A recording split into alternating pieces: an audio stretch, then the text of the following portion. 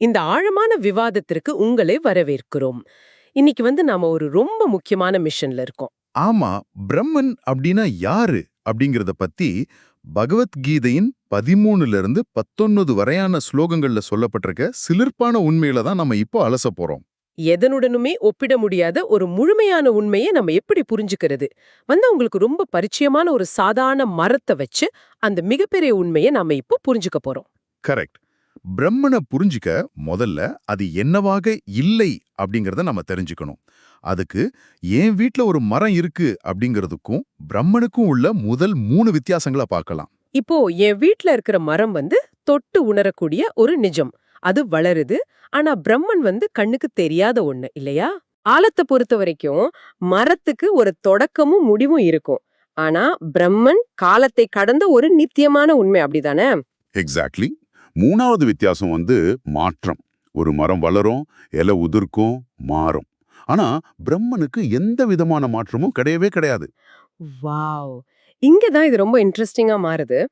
ஒரு பொருளுக்கு மாற்றமே இல்ல, அது எல்லா இடத்துலயும் இருக்கு அப்படின்னா, அதுக்கு உள்ளுறுப்புகளோ இல்ல பாகங்களோ இருக்க முடியாது இல்லையா?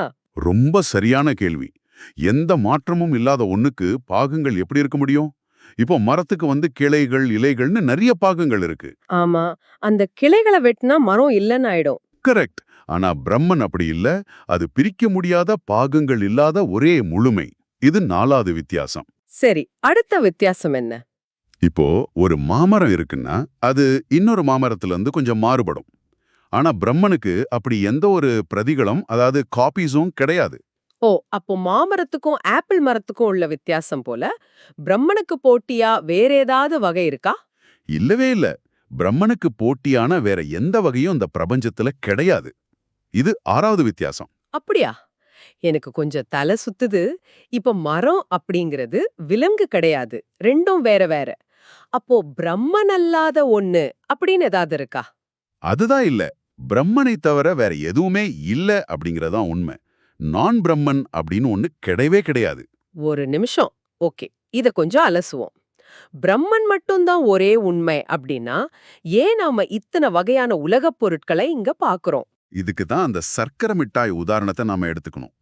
இப்போ குழந்தைகள் யானை வடிவ மிட்டாய்க்கும் மான் வடிவ மிட்டாய்க்கும் சண்டை போடுவாங்க. ஆமா, ஏன் யானை தான் பெருசுன்னு சண்டை போடுவாங்க. ஆனா அங்க உண்மையில என்ன இருக்கு? யானையோ மானோ இல்ல, வெறும் சர்க்கரை தான்.